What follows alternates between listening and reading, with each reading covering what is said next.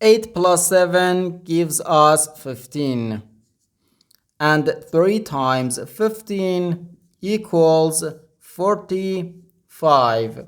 So 45 divided by this, 45 divided by 45 is just 1.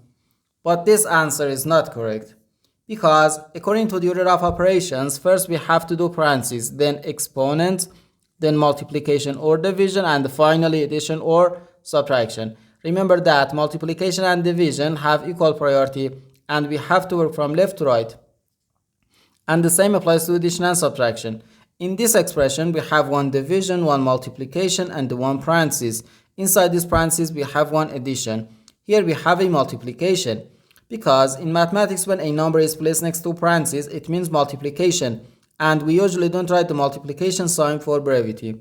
Okay, so according to the PEMDAS, first we have to do this parenthesis, then this division, and finally this multiplication. If we do this multiplication before this division, it is wrong. So first we have to do this parenthesis. Inside this parenthesis, we have 8 plus 7, which equals 15. So 45 divided by 3, then times 15. Now we have one division and one multiplication. As I said, multiplication and division have equal priority and we have to work from left to right. So here, first we have to do this division. 45 divided by 3 gives us 15.